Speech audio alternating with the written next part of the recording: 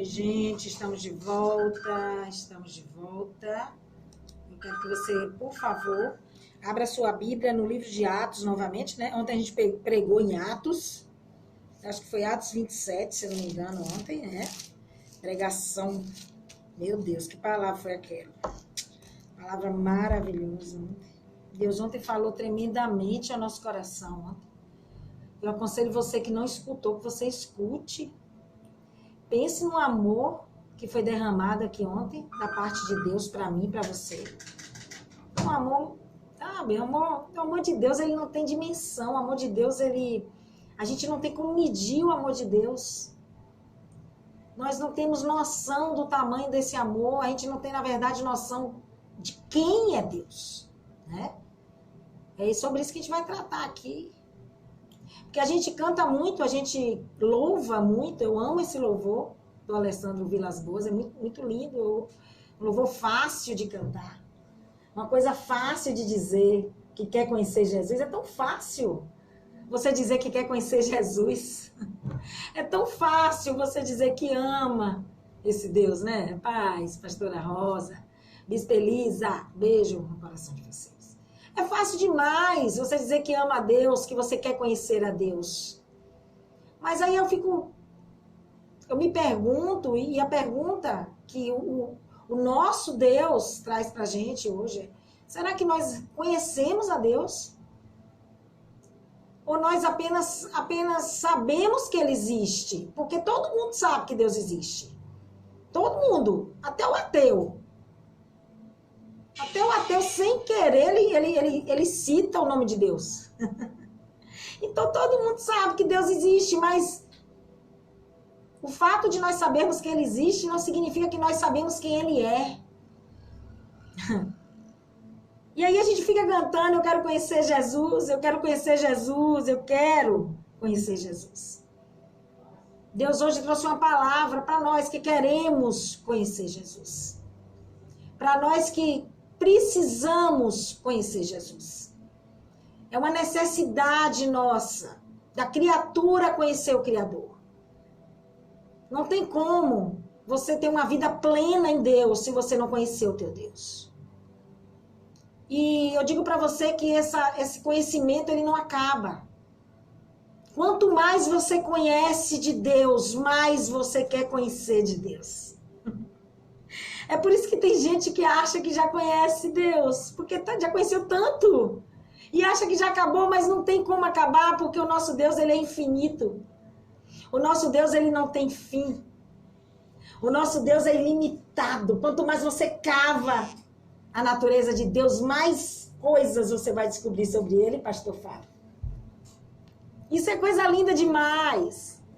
Mas para isso você tem que querer, existem algumas coisas, alguns condicionamentos, alguns posicionamentos que a gente tem que tomar para a gente ter esse relacionamento tão estreito com Deus, né? Ao ponto de conhecer a Deus. Não apenas saber que Ele existe, mas de conhecer a Deus. Atos 17, versículo 22, a palavra diz assim. Então Paulo ficou em pé no meio do Areópago e disse, homens de Atenas, eu percebo que em todas as coisas sois supersticiosos. Pois eu, passando e vendo a vossa devoção, encontrei um altar no qual estava escrito para o Deus desconhecido. Este, portanto, ao qual reverenciais sem conhecer, é o que vos declaro. O Deus que fez o mundo e todas as coisas que nele há. Visto que ele é o Senhor do céu, o Senhor da terra, um Senhor que não habita em templos feitos por mãos humanas, um Deus que nem é adorado por mãos de homens como se necessitasse de alguma coisa, visto que ele dá a todos a vida, a respiração e todas as coisas. E de um só sangue fez todas as nações dos homens para habitar sobre toda a face da terra, determinando os tempos antes nomeados e os limites da sua habitação. Para que eles buscassem ao Senhor, se talvez palpando possam achá-lo, ainda que ele não está longe de cada um de nós. Porque nele vivemos, nele nos movemos e nele existimos. Como também alguns dos vossos poetas têm dito, porque também somos sua descendência. Sendo nós, pois, descendência de Deus. Não devemos pensar que a divindade seja semelhante ao ouro, à prata ou à pedra, esculpida pela arte ou pela imaginação do homem. Mas Deus fechou os olhos para os tempos da ignorância. E agora ele ordena, e disso deu certeza, e todos os homens ressuscitando dos mortos. E eles, ouvindo falar da ressurreição dos mortos, alguns zombavam e outros diziam: te ouviremos novamente acerca desse assunto. E assim Paulo saiu do meio deles. Mas alguns homens, crendo, se uniram a ele, entre os quais estava Dionísio, o Areopagita, e uma mulher chamada Damares, e outros entre eles. Eu vou repetir o versículo 30 e o 31, que eu acho que eu pulei o 31. Deus fechou os olhos para os tempos da tal ignorância e agora ordena a todos os homens que em todo lugar que se arrependam. Porque ele tem determinado um dia em que há de julgar o mundo com justiça por meio do homem que ele ordenou. E disso deu certeza a todos os homens ressuscitando dos mortos. Amém, gente? É uma leitura longa, né? Mas vale a pena, né? Capítulo 17, versículo 22 até o versículo 31. Não precisa ler o 32, 33, nem o 34, eu me estendi. Aqui Paulo está proclamando toda a soberania de Deus. Ele está mostrando para aquele povo ali, ateniense. A cidade de Atenas era um lugar desafiador para o apóstolo Paulo. A cidade de Atenas era um lugar que mexia com Paulo. Por quê? Porque a cidade ela era um celeiro, era uma cidade cheia de templos, uma cidade cheia de altares, uma cidade infestada de idolatria. Era um ambiente ótimo para Paulo evangelizar, era uma terra propícia para receber a semente da palavra de Deus. Era uma terra ótima, né? Era uma terra sedenta da palavra, sedenta do evangelho. Mas era um lugar que incomodava o apóstolo. Era um lugar que mexia, que deixava o apóstolo meio indignado. Porque ele via idolatria demais, ele via superstição demais, ele via misticismo demais naquele lugar. Aquilo incomodava Paulo. Só que em determinado momento, Paulo se vê diante de um altar. E nesse altar está escrito: ao Deus desconhecido. O apóstolo Paulo, ele imediatamente, ele entendeu que ele precisava mostrar para aquele povo, anunciar para os atenienses, para os religiosos atenienses, o Deus vivo que eles não conheciam, mas que eles tinham levantado um altar. Eles não conheciam aquele Deus desconhecido. Interessante isso, né, gente? É como a gente, né? A gente não conhece Deus de verdade. A gente levanta altares para o nosso Deus, mas a gente não conhece Ele de verdade. Erguemos altares luxuosos, erguemos templos luxuosos. Enchemos nosso templo de riqueza, mas não conhecemos o dono da casa. Os atenienses ergueram um altar para o Deus desconhecido, mas não conheciam aquele Deus. E aí Paulo ele começa a fazer um discurso, ele começa a discursar, ele começa a falar da grandeza de Deus. Depois você lê com calma. Ele começa a falar da grandeza de Deus, ele começa a exaltar Deus como criador de todas as coisas. Um Deus que não está distante e nem está separado da criação. Um Deus que não está preso na criação também. Porque Deus ele não é preso a nada, ele é um Deus livre, ele é um Deus que não fica submisso a nada e nem a ninguém. Mas ele é um Deus que está ali, um Deus que é soberano, um Deus que fez todas as coisas. Um Deus, sabe, de poder, um Deus grande demais para ficar contido em templos feitos pelos homens. Um Deus grande demais para ficar cativo Um Deus que, apesar de ser grande demais, apesar de todo o poder, de toda a soberania, ele não perdeu da sua natureza o senso de solidariedade. É um Deus solidário suficiente para cuidar das nossas necessidades humanas. Escuta o que Deus está falando aqui, querido. Porque nós precisamos entender mais de Deus. Precisamos entender, ou pelo menos tentar entender a magnitude do nosso Deus. Muitas coisas acontecem conosco, com o nosso senso de direção, porque a gente não tem noção de quem é Deus. Porque se a gente tivesse consciência de quem Deus é, a gente não ficaria confundido, a gente não teria medo, a gente não teria medo de homens, a gente não teria receio, dúvida, nossa fé não vacilaria, pastor. Por que isso acontece? Porque a gente não tem dimensão da amplitude desse Deus. Como os atenienses, eles não tinham, os religiosos atenienses, eles não tinham. Paulo começa a declarar àquele povo que Deus fez o mundo e tudo que nele existe. Criou tudo do nada e chamou a existência coisas, pastor Fábio, que não existiam. Queridos, o nosso Deus, ele criou tanto aquilo que é imensamente grande, quanto aquilo que é indescritivelmente pequeno, que não dá nem para você descrever. Existem mais estrelas no firmamento do que toda a areia de todos os desertos e de todas as praias de todo o planeta. Você sabia disso? Você sabia que existem mais estrelas no céu do que areia do mar e areia de desertos? Isaías diz que Deus conhece e chama cada uma dessas estrelas pelo nome. Vai entendendo quem é o teu Deus. A ciência, deixa eu dizer aqui, a ciência, ela luta para conhecer todas as estrelas. A ciência, ela diz que existem bilhões, escuta isso aqui, gente, bilhões de galáxias. Em cada uma dessas galáxias existem bilhões de estrelas.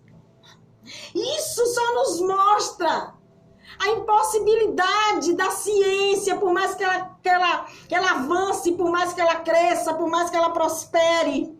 Isso só nos mostra a nossa incapacidade. A incapacidade do homem de enumerar, por mais inteligente, por mais sabedoria, por mais que o progresso venha, por mais que a ciência avance, o homem jamais vai ter condição de enumerar todas as estrelas.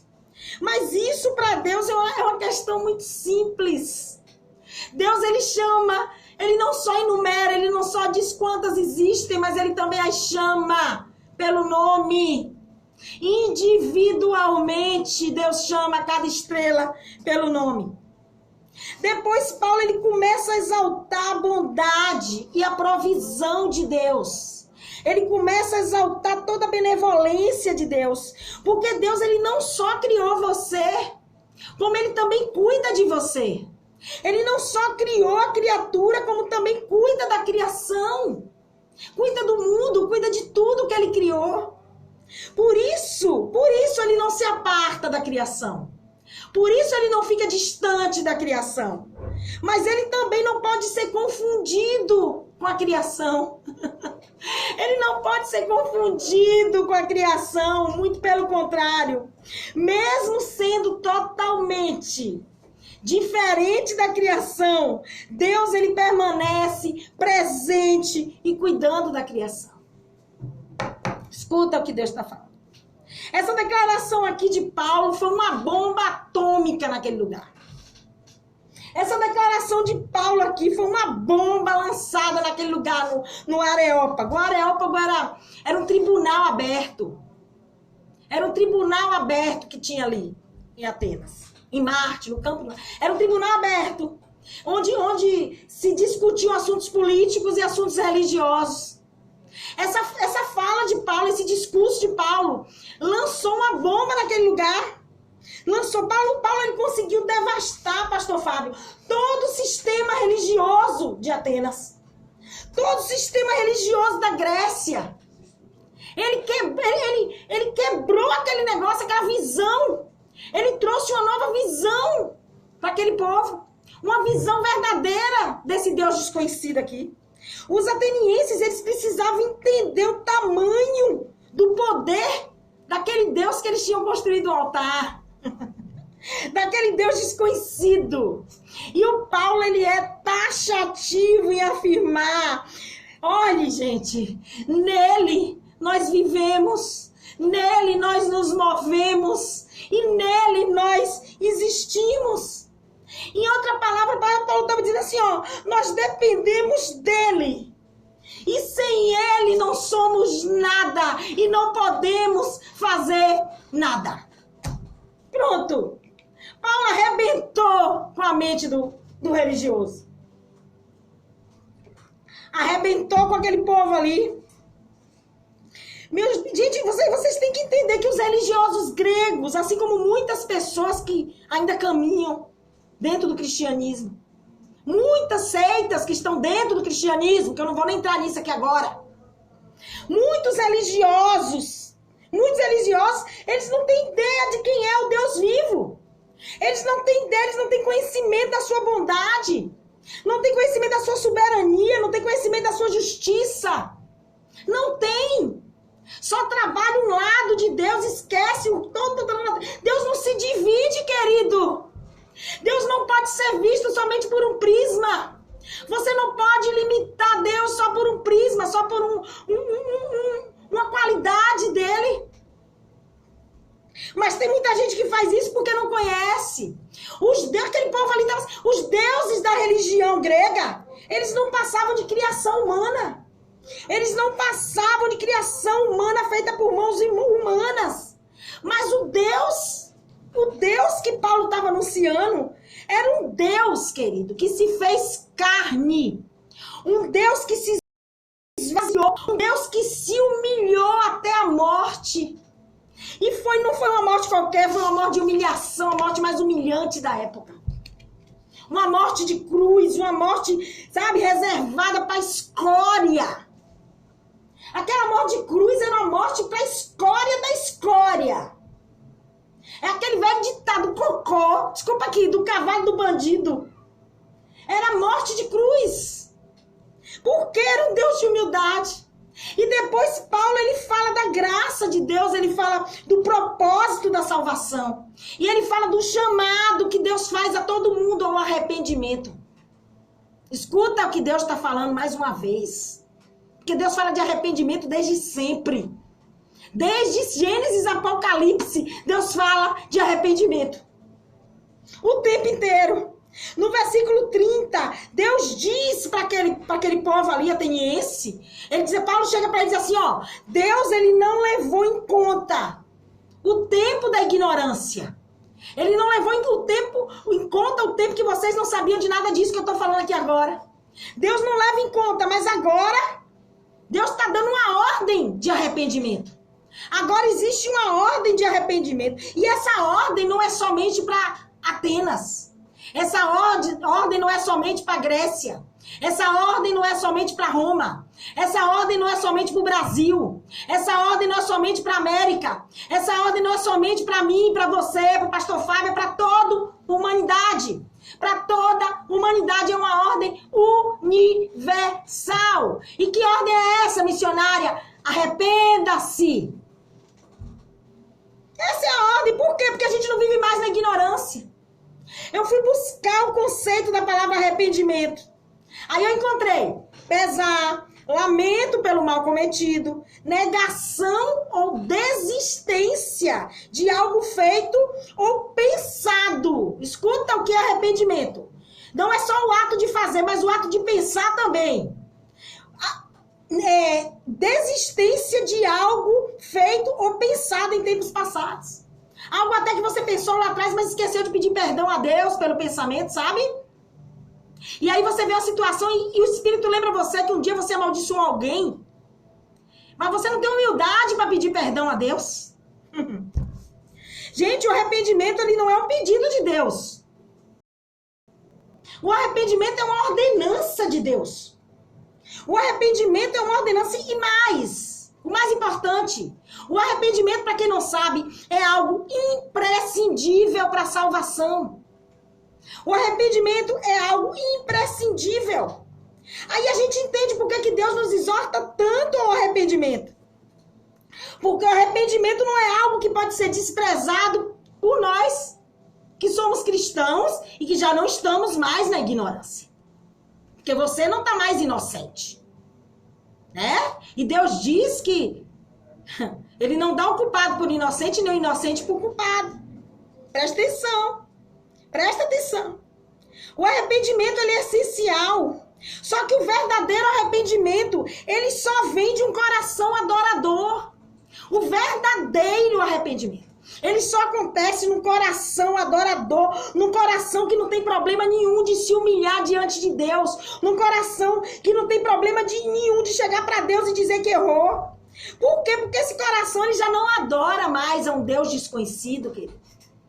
Esse coração já não adora mais a um Deus desconhecido. Esse coração, ele já tem relacionamento com Deus. Esse coração, escuta, esse coração, ele já conhece a Deus, ele já tem intimidade com Deus. Ele já sabe o Deus que ele serve. Ele já sabe o Deus de poder, o Deus de justiça, o Deus de bondade, o Deus de misericórdia que ele serve. Eu digo uma coisa para você, não se acanhe em correr para Deus. Não se acanhe em correr para ele toda vez que você cair, toda vez que você errar. Todas as vezes que você pensar algo de ruim sobre alguém. Todas as vezes que você profetizar na mente uma maldade sobre alguém, lançar uma maldição sobre alguém, porque a gente lança.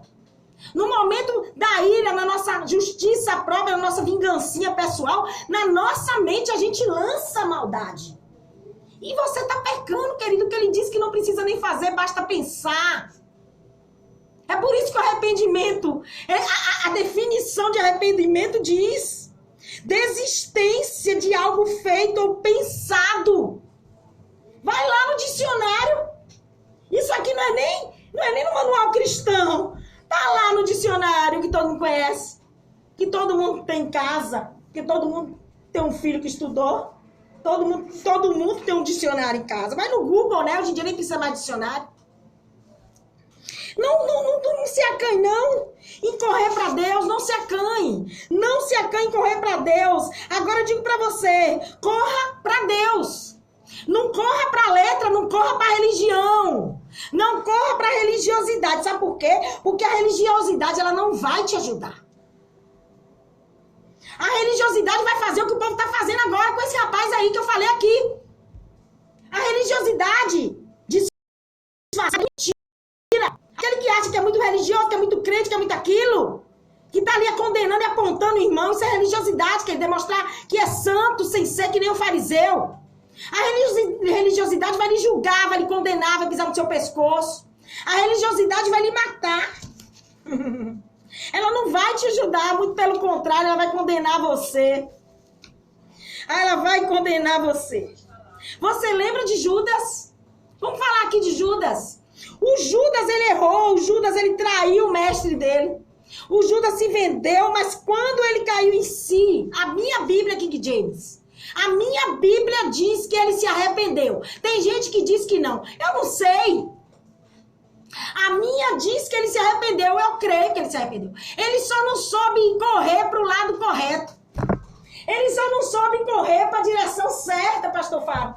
Ele, em vez de correr para Jesus, para pedir perdão, em vez dele correr para Jesus, ele não teve coragem de correr para Jesus, de se humilhar para Jesus, de confessar para Jesus, de pedir perdão para Jesus. Não! Ele correu para a religião. Ele correu para o fariseu. Ele correu para os sacerdotes, para o mesmo povo que incentivou ele a pecar. O mesmo povo que mostrou o caminho da perdição para ele, ele foi lá e correu. Correu na direção errada, querido. E o resultado a gente sabe foi a morte daquele homem, uma morte terrível. Uma morte terrível. Você entende agora por que é importante, importantíssimo? Por que é essencial? Por que Deus trouxe essa palavra hoje? Me conheça. Você precisa saber quem eu sou.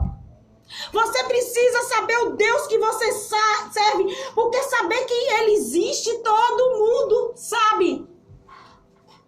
Eu sei que Deus existe, até minha sobrinha de 4 anos sabe que Deus existe.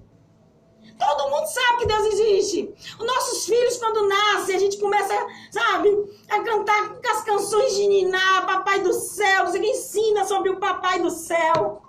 Todo mundo sabe que Deus existe, querido, todo mundo sabe. Agora, conhecer, saber quem Ele é outra história.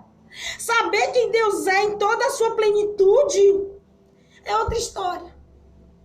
Precisamos conhecer, porque quando nós sabemos quem Deus é, quando você conhece Deus, quando você entende, ou pelo menos tem uma noção, e acredita naquilo que Deus está te mostrando, sobre quem Ele é, você está protegido. A gente se protege, quando a gente conhece esse Deus, a gente está protegido, sabe por quê? Porque as circunstâncias, as aflições, as tempestades, como foi dito aqui ontem, que mexem com as nossas emoções, que mexem com o nosso, sabe, com o nosso interior, com a nossa alma. As circunstâncias da vida, elas vão perder o poder sobre mim e sobre você. Vai ficar complicado para o inimigo atingir você. Vai ficar mais complicado para o inimigo mexer nas suas emoções, nas suas feridas. Por quê? Porque você sabe quem é o Deus que você serve. Você não só sabe que Ele existe, mas você sabe quem é Ele. Então, o inimigo, ele não tem mais como confundir você, porque Deus disse para mim e para você que nós não podemos e não iremos ficar confundidos. Confundido e envergonhado é o teu inimigo que vai ficar. Ele não vai entender nada. Quando ele vier futucar você naquela feridinha, naquele perdão, né? Que ainda não conseguiu liberar, mas vai conseguir em nome de Jesus, eu profetizo. Ele não vai entender nada. Quando ele futucar você e você tá morto pro mundo que nem pau. Porque Deus já vive totalmente em você. O problema da gente é que nós sabemos que Deus ele é real. Nós cremos no nosso Deus, mas nós não o conhecemos. Nós só o conhecemos de ouvir falar. Ah, meu pai, como dói ouvir isso. Jó só conhecia Deus de ouvir falar. Um homem reto, só conhecia de ouvir falar. Sabemos que Deus é o Senhor, mas não sabemos quem é esse Senhor. Que negócio. Não temos noção da sua majestade, do seu poder, da sua soberania, da sua bondade, do seu amor e da sua misericórdia. Não temos essa noção. Paulo, ele viveu isso. Quando Paulo tem respaldo para estar falando isso aqui, queridos. Paulo não está falando isso aqui da boca para fora, não. Ele tinha testemunho de vida para falar isso aqui. Paulo, ele, quando foi resgatado por Deus, ele acreditava em Deus. Ele achava que estava fazendo o correto, ele acreditava, ele perseguia os cristãos porque ele acreditava que ele estava fazendo para Deus. Ele acreditava em Deus, mas ele não sabia quem era Deus. Ele não conhecia a Deus, por isso foi necessário que ele fosse derrubado. Por isso foi necessário que Deus derrubasse aquele homem tão sábio do cavalo. Jogasse aquele homem no chão. Ah, querido, eu quero dizer pra você, às vezes vai ser necessário que Deus jogue você, que Deus te derrube do cavalo. Desse cavalo aí que você tá montado, não abre mão dele de jeito nenhum. O cavalo da arrogância, o cavalo do orgulho, o cavalo da prepotência, o cavalo da vaidade, o cavalo da sabedoria excessiva, porque o muito falar enfado. Sabedoria demais, letra demais não é bom. Quando a pessoa não tem, sabe, não tá totalmente transformada, se ela sabe demais, é um perigo. Porque ela pode se transformar numa pessoa altamente vaidosa, vaidade é herança luciferiana, querido. cuidado com vaidade é pouco. Todo cuidado com vaidade é pouco. A gente precisa... Às vezes Deus vai ter que derrubar você dessa justiça própria, desse cavalo aí de justiça, desse cavalo de orgulho, de posição. Deus vai ter que derrubar pra quê? Pra você ter um encontro com Ele. Sabe por quê? Ninguém pode se relacionar à distância. Ninguém se relaciona à distância, pastor. Nenhum relacionamento à distância vai pra frente. Nenhum relacionamento à distância prospera. Nenhum relacionamento à distância cresce. Nenhum relacionamento à distância vai dar boa coisa. Vai minguar. Uma hora ou outra vai minguar. Porque se não tem convivência, se não tem intimidade, se não tem cumplicidade, não tem relacionamento, não existe. Tem que ter um encontro. Às vezes Deus derruba a gente do cavalo para que a gente possa ter um encontro. O povo de Atenas não entendia nada do nosso Deus, não entendia nada. Eles estavam na ignorância. Mas a misericórdia do Senhor, que é para todos nós, ela alcançou aquele povo. Ela alcançou aquele povo. E aí Paulo, ele proclamou a Deus. Paulo não perdeu a oportunidade, porque Paulo não perdia a oportunidade de trazer Jesus. Ele proclamou o Senhor em toda a sua plenitude, como Criador, provedor, governador, Pai e juiz. Juiz, porque a gente vai prestar conta. Eu, você e todo mundo vai prestar conta. O verso 31 diz que um dia o Senhor vai julgar o mundo com justiça, mas Ele vai julgar através do homem que Ele ordenou. Ele vai julgar através da minha vida e da sua vida, querido. O mundo vai ser julgado através de cada ato, de cada escolha ruim, de cada escolha má, de cada ato ruim, de cada pensamento ruim, vai ser julgado assim. E o juízo, ele vai ser para todo mundo, vai ser um juízo universal, vai ser um juízo coletivo, vai ser um juízo para vivos e mortos, vai ser um juízo para grandes e para pequenos. A gente tem que entender isso. Todos nós seremos inclusos nisso. Ninguém vai ficar de fora, ninguém vai escapar. Agora, uma coisa você pode ter certeza. O nosso Deus é um justo juiz.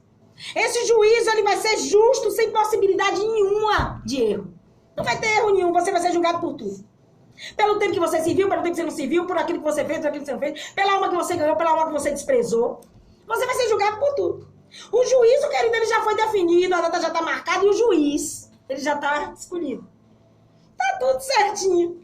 Hoje Deus, ele está nos ensinando aquilo que todos nós cristãos estamos encerrando. São 3h52. Deus hoje trouxe essa palavra para nos ensinar aquilo que todos nós aqui, ó, cristãos, igreja do Senhor na terra, já sabemos. E se não sabe, deveria saber, porque é sua obrigação saber, como cristão. Deus hoje trouxe mais uma vez. Ele está nos repreendendo e nos exortando ao arrependimento. Mais uma vez. Uma hora eu vou procurar ver quantas vezes a palavra arrependimento é citada na Bíblia. Eu vou procurar isso. Semana que vem eu vou trazer. A gente é ignorante. A ignorância e a idolatria agora são indesculpáveis, querido. Indesculpáveis. E Deus está dizendo, se arrependa antes que seja tarde demais. Tem um teólogo, John Stott, ele é muito feliz em dizer algo. Ele disse, inclusive foi a bispa, eu peguei isso da bispa Betânia, a bispa Daniel. Deus abençoe e dá um abraço. Obrigada, meu mestre, meu professor. John Stott, ele diz que ele tem uma citação, eu peguei da bispa Betânia. Ele tem uma citação que diz assim, ó: a fé que aceita Cristo, ela deve ser acompanhada pelo arrependimento que rejeita o pecado. John Stott diz isso. A fé que aceita Cristo tem que ser acompanhada pelo arrependimento que rejeita o pecado. Sabe o que é que Deus está dizendo? Sabe o que é que John Stott está dizendo aqui? Que quando você pensa em fazer, você tem que se arrepender logo. Você crê em Deus, mas está pensando ali, ó, coisa ruim, já está pecando. Se arrepende. Você não precisa fazer para se arrepender, não, querido. Já pensou? Se arrependa. Esse arrependimento tem que andar colado com a sua fé. O arrependimento e a fé, ele tem que andar de mãos dadas. É, a coisa estreita. Tem que andar de mãos dadas. Deus trouxe essa palavra hoje. Se você não conhece o teu Deus, se você não sabe quem é esse Deus, se você só sabe que ele existe, procure conhecer. Não fique só cantando, eu quero conhecer Jesus, eu quero conhecer Jesus. Não. Mergulhe nesse Deus. Entre de cabeça nesse Deus. Busque mais desse Deus. Porque você precisa conhecer a ele para parar de ser confundido com aquilo que a vida está te mostrando, com aquilo que o inimigo está traçando na sua frente, com aquilo que a tempestade está mandando para você. É um conselho muito providencial para o tempo que nós estamos vivendo. Semana que vem eu não estarei aqui quarta-feira. Eu fui convidada para ministrar numa igreja que eu não vou me ter, pastor Jorge Bastos. Jorge